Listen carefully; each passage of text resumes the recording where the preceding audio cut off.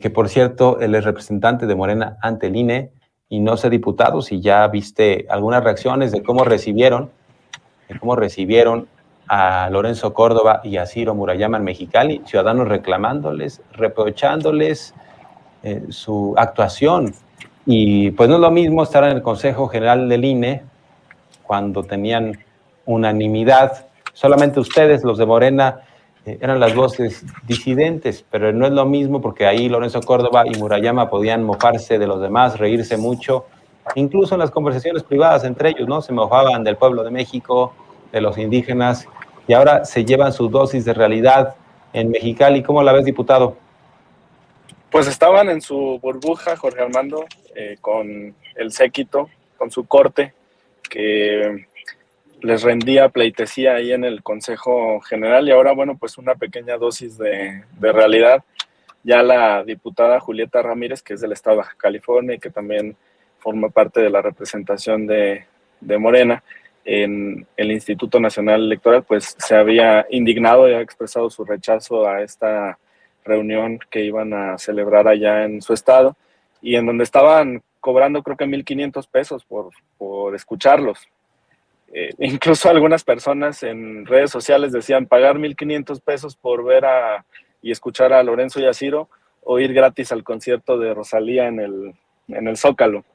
Se enfrentaban a esa disyuntiva. Entonces, bueno, claramente es lo que va a suceder en sus próximas visitas y reuniones. Seguramente el pueblo de México va a estar muy atento a la intromisión de estos personajes en los asuntos públicos.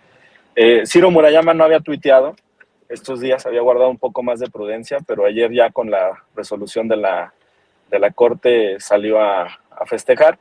Y Lorenzo, pues nunca tuvo un gramo de decencia ni de prudencia. Desde el día siguiente que dejó el encargo ya estaba pronunciándose sobre los asuntos públicos, Jorge Armando.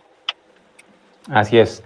Estimado diputado, ahora bien, ¿qué te parece la postura del presidente López Obrador sobre la Guardia Nacional? Al final es dejar las cosas en el estado en el que se encuentran.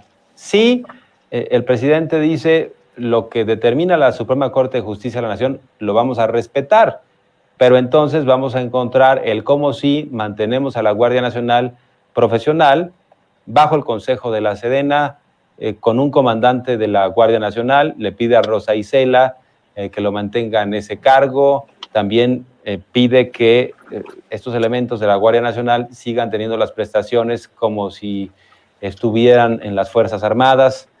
O sea, en el fondo el presidente pues dobla la apuesta, dice, es por ahí, nosotros no podemos regresar al modelo de García Luna. Lo que preocupa, estimado diputado, es que ya tenemos una corte abiertamente entregada a la oposición, que no se va a mover de su postura, que va a apoyar al PRI, al PAN y al PRD y va a tratar de dinamitar a la 4T, pero no sé qué análisis tengas de esto.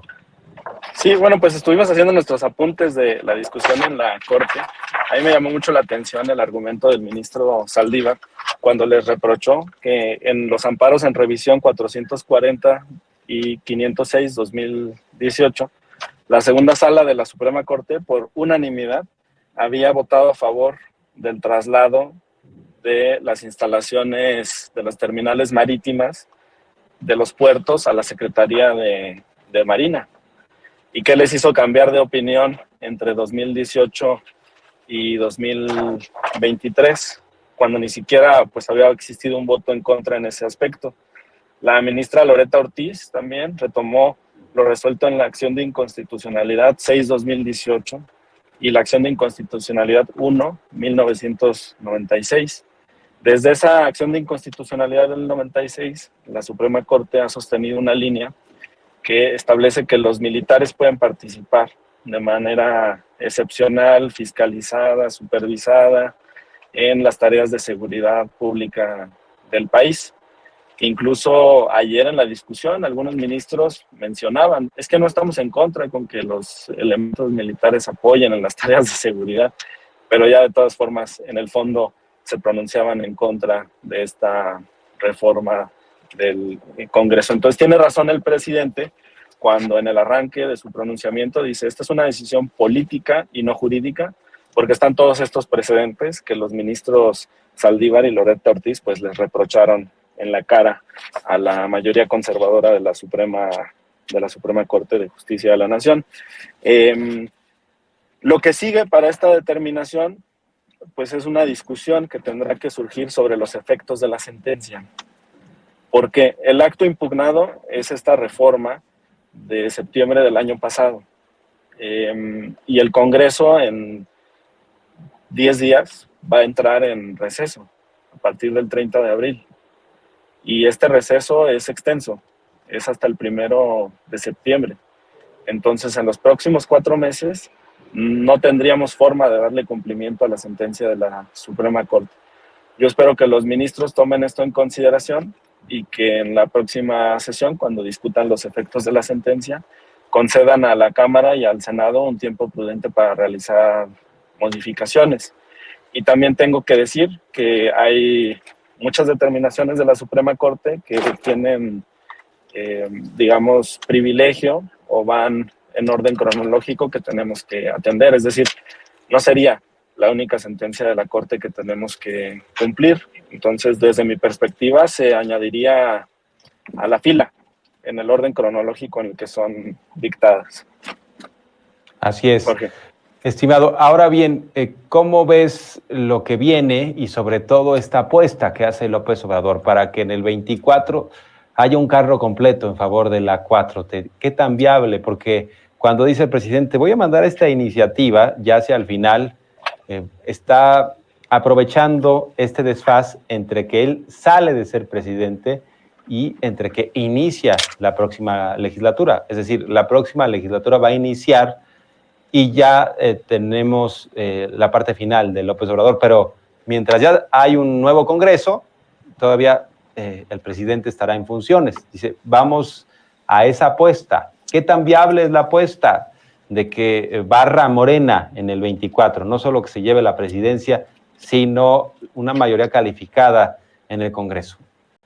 Pues tienes razón en los dos planteamientos, Jorge Armando. Primero, en que el presidente dobla la apuesta por este modelo de seguridad, porque regresar al anterior modelo significa dejar en manos de personas como Genaro García Luna y su escuela de supuesta policía civil, pues la seguridad de los mexicanos, y ya sabemos lo que ocurrió. En realidad trabajaban para un grupo delincuencial, eran parte de él.